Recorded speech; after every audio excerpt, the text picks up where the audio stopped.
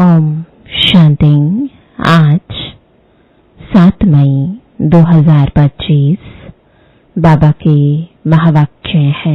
मीठे बच्चे, निश्चय ज्ञान योग से बैठता, साक्षात्कार से नहीं। साक्षात्कार की ड्रामा में नोंद है, बाकी उससे किसी का कल्याण नहीं होता। प्रश्न है, बाप कौन सी ताकत नहीं दिखाते, लेकिन बाप के पास जादूगरी अवश्य है। उत्तर है, मनुष्य समझते हैं भगवान तो ताकतमंद है, वह मरे हुए को भी जिंदा कर सकते हैं, परंतु बाबा कहते यह ताकत मैं नहीं दिखाता। बाकी कोई नौधा भक्ति करते हैं तो उन्हें साक्षात्कार करा देता हूँ। यह भी ड्रामा में नोंद है। साक्षात्कार कराने की जादूगरी बाप के पास है, इसलिए कई बच्चों को घर बैठे भी ब्रह्मा व श्री कृष्ण का साक्षात्कार हो जाता है। गीत है, कौन आया मेरे मन के द्वारे। ओम शांति। यह बच्चों के अनुभव का गीत है। सत्संग तो बहुत है, खास भारत में तो ढेर सत्संग है, अनेक मतांतर है। वास्तव में वह कोई सत्संग नहीं, सत्संग एक होता है।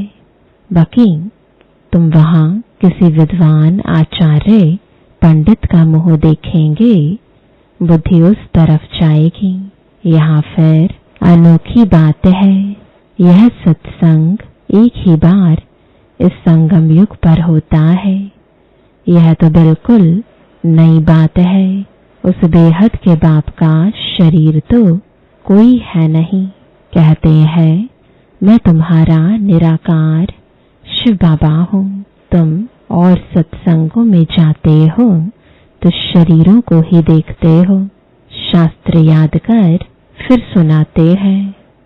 अनेक प्रकार के शास्त्र हैं, वह तो तुम जन्म जन्मांतर सुनते आए हो। अब है नई बात, बुद्धि से आत्मा जानती है। बाप कहते हैं, हे मेरे सिकिलदे बच्चे, हे मेरे सालिग्रामों, तुम बच्चे जानते हो 5000 वर्ष पहले इस शरीर द्वारा बाबा ने पढ़ाया था, तुम्हारी बुद्धि एकदम दूर चली जाती है तो बाबा आया है। बाबा अक्षर कितना मीठा है, वह है माता पिता। कोई भी सुनेंगे तो कहेंगे, पता नहीं इन्हों के माता पिता कौन है। बरोबर वह साक्षात्कार कराते हैं तो उसमें भी वह मूंझते हैं। कभी ब्रह्मा को कभी कृष्ण को देख लेते हैं तो विचार करते रहते कि ये क्या है। ब्रह्मा का भी बहुतों को घर बैठे साक्षात्कार होता है। अब ब्रह्मा की तो कभी कोई पूजा करते नहीं है, श्री कृष्ण आदि की तो करते हैं। ब्रह्मा को तो कोई जानते भी नहीं होंगे। प्रजापिता ब्रह्मा तो अब आया है, यह है प्रजापिता। बाप बैठ समझाते हैं कि सारी दुनिया पतित है तो जरूर यह भी बहुत जन्मों के अंत में पतित ठहरे, कोई भी पावन नहीं है। इसलिए कुंभ के मेले पर, हरिद्वार गंगा सागर के मेले पर जाते हैं। समझते हैं स्नान करने से पावन बन जाएंगे, लेकिन यह नदियां कोई पतित पावनी थोड़े ही हो सकती। नदियां तो निकलती हैं सागर से। वास्तव में तुम हो ज्ञान गंगाएं। महत्व तुम्हारा है। तुम ज्ञान गंगाएं जहां तहां निकलती हो, वो लोग फिर दिखलाते हैं तीर मारा और गंगा निकली। तीर मारने की तो बात नहीं। यह ज्ञान गंगाएं देश देशांतर जाती हैं। शिव बाबा कहते, मैं ड्रामा के बंधन में बांधा हुआ हूँ। सभी का पाठ निश्चित किया हुआ है, मेरा भी पाठ निश्चित है। कोई समझते भगवान तो बहुत ताकतमंद है, मरे हुए को भी जिंदा कर सकते हैं। यह सभी गपोड़े हैं। मैं आता हूँ पढ़ाने के लिए, बाकी ताकत क्या दिखाएंगे। साक्षात्कार की भी जादूगरी है। नौधा भक्ति करते हैं तो मैं साक्षात्कार कराता हूँ। जैसे काली का रूप दिखलाते हैं, उन पर फिर तेल चढ़ाते हैं। अब ऐसी काली तो है नहीं, परंतु काली की नौधा भक्ति बहुत करते हैं। वास्तव में काली तो जगत अम्बा है। काली का ऐसा रूप तो नहीं, परंतु नौधा भक्ति करने से बाबा भावना का भाड़ा दे देते हैं। काम चिता पर बैठने से काले बने, अब ज्ञान चिता पर बैठ गोरे बनते हैं। जो काली अब जगदम्बा बनी है, वह साक्षात्कार कैसे कराएगी। वह तो अभी बहुत जन्मों के अंत के भी अंत वाले जन्म में है। देवताएं तो अभी है नहीं, तो वह क्या साक्षात्कार कराएंगे। बाप समझाते हैं, यह साक्षात्कार की चाबी मेरे हाथ में है। अल्पकाल के लिए भावना पूरी करने के लिए साक्षात्कार करा देता हूँ, परंतु वह कोई मेरे से नहीं मिलते। मिसाल एक काली का देते हैं, इस रीति बहुत है। हनुमान, गणेश आदि भल सिख लोग भी गुरु नानक की बहुत भक्ति करें तो उन्हें भी साक्षात्कार हो जाएगा, परंतु वह तो नीचे चले आते हैं। बाबा बच्चों को दिखलाते हैं, देखो यह गुरु नानक की भक्ति कर रहे हैं। साक्षात्कार फिर भी मैं कराता हूँ। वह कैसे साक्षात्कार कराएंगे। उनके पास साक्षात्कार कराने की चाबी नहीं है। यह बाबा कहते हैं, मुझे विनाश स्थापना का साक्षात्कार भी उस बाबा ने कराया, परंतु साक्षात्कार से कोई का भी कल्याण नहीं। ऐसे तो बहुतों को साक्षात्कार होते थे, आज वह है नहीं। बहुत बच्चे कहते हैं, हमको जब साक्षात्कार हो तो निश्चय बैठे, परंतु निश्चय साक्षात्कार से नहीं हो सकता। निश्चय बैठता है ज्ञान और योग से। 5000 वर्ष पहले भी मैंने कहा था कि यह साक्षात्कार मैं कराता हूँ। मीरा ने भी साक्षात्कार किया। ऐसे नहीं कि आत्मा वहां चली गई, नहीं, बैठे बैठे साक्षात्कार कर लेते हैं, लेकिन मेरे को नहीं प्राप्त कर सकते। बाप कहते हैं, कोई भी बात का संशय हो तो जो भी ब्राह्मणियां यानी टीचर्स हैं उनसे पूछो। यह तो जानते हो, बच्चियां भी नंबरवार हैं, नदियां भी नंबरवार होती हैं। कोई तो तालाब भी है, बहुत गंदा बासी पानी होता है, वहां भी श्रद्धा भाव से मनुष्य जाते हैं। वह है भक्ति की अंधश्रद्धा। कभी भी कोई से भक्ति छुड़ानी नहीं है। जब ज्ञान में आ जाएंगे तो भक्ति आपे ही छूट जाएगी। बाबा भी नारायण का भक्त था। चित्र में देखा, लक्ष्मी दासी बन नारायण के पांव दबा रही है, तो यह बिल्कुल अच्छा नहीं लगा। सतयुग में ऐसा होता नहीं। तो मैंने एक आर्टिस्ट को कहा कि लक्ष्मी को इस दासी पने से विदाई दे दो। बाबा भक्त तो था, परंतु ज्ञान थोड़े ही था। भक्त तो सभी हैं। हम तो बाबा के बच्चे मालिक हैं। ब्रह्मांड का भी मालिक बच्चों को बनाते हैं। कहते हैं, तुमको राज्य भाग्य देता हूँ। ऐसा बाबा कभी देखा? उस बाप को पूरा याद करना है। उनको तुम इन आँखों से नहीं देख सकते, उनसे योग लगाना है। याद और ज्ञान भी बिल्कुल सहज है। बीज और झाड़ को जानना है। तुम उस निराकारी झाड़ से साकारी झाड़ में आए हो। बाबा ने साक्षात्कार का राज भी समझाया, झाड़ का राज भी समझाया। कर्म अकर्म विकर्म की गति भी बाबा ने समझाई है। बाप, टीचर, गुरु तीनों से ही शिक्षा मिलती है। अभी बाबा कहते हैं, मैं तुमको ऐसी शिक्षा देता हूँ, ऐसे कर्म सिखलाता हूँ जो तुम 21 जन्म सदा सुखी बन जाते हो। टीचर शिक्षा देते हैं ना, गुरु लोग भी पवित्रता की शिक्षा देते हैं अथवा कथाएं सुनाते हैं, परंतु धारणा बिल्कुल नहीं होती। यहाँ तो बाप कहते हैं अंतमति सुगति होगी। मनुष्य जब मरते हैं तो भी कहते हैं राम राम कहो, तो बुद्धि उस तरफ चली जाती है। अभी बाप कहते हैं तुम्हारा साकार से योग छूटा, अब मैं तुमको बहुत अच्छे कर्म सिखलाता हूँ। श्री कृष्ण का चित्र देखो, पुरानी दुनिया को लात मारते और नई दुनिया में आते हैं। तुम भी पुरानी दुनिया को लात मार नई दुनिया में जाते हो, तो तुम्हारी नर्क के तरफ है लात, स्वर्ग तरफ है मुंह। शमशान में भी अंदर जब घुसते हैं तो मुर्दे का मुंह उस तरफ कर लेते हैं, लात पिछाड़ी तरफ कर लेते हैं। तो यह चित्र भी ऐसा बनाया है।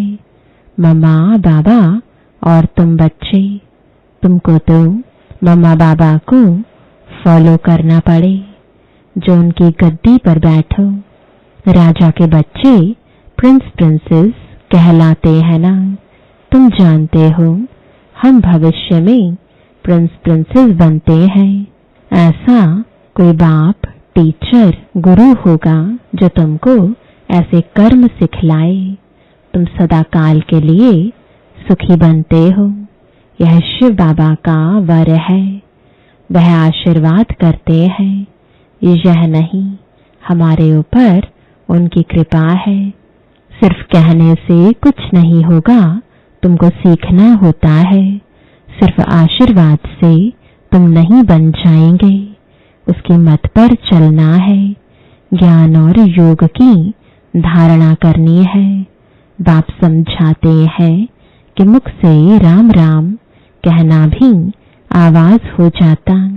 तुमको तो वाणी से परे जाना है, चुप रहना है। खेल भी बहुत अच्छे अच्छे निकलते हैं। अनपढ़े को बुद्धू कहा जाता है। बाबा कहते हैं कि अब सभी को भूलकर तुम बिल्कुल बुद्धू बन जाओ। मैं जो तुमको मत देता हूँ उस पर चलो। परम धाम में तुम सभी आत्माएं बिना शरीर के रहती हो, फिर यहाँ आकर शरीर लेती हो, तब जीवात्मा कहा जाता है। आत्मा कहती है मैं एक शरीर छोड़ दूसरा लेती हूँ। तो बाप कहते हैं तुमको फर्स्ट क्लास कर्म सिखलाता हूँ। टीचर पढ़ाते हैं इसमें ताकत की क्या बात है। साक्षात्कार कराते हैं, इसको जादूगरी कहा जाता है। मनुष्य से देवता बनाना, ऐसी जादूगरी कोई कर ना सके। बाबा सौदागर भी है, पुराना लेकर नया देते हैं।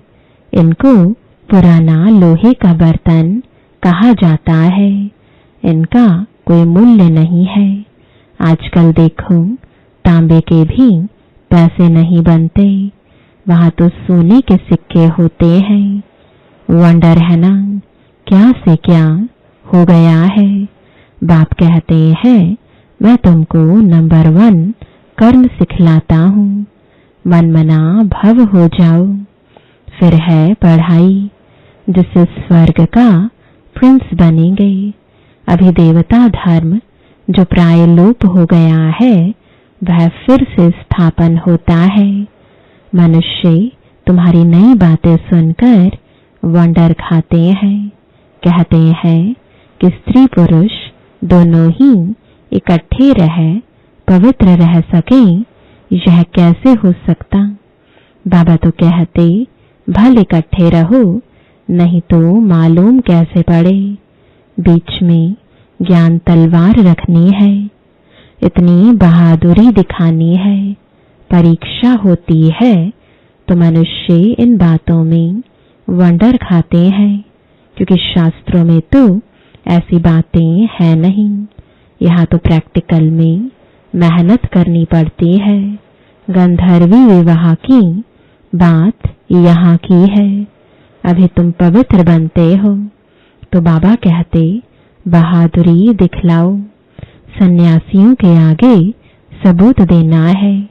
समर्थ बाबा ही सारी दुनिया को पावन बनाते हैं।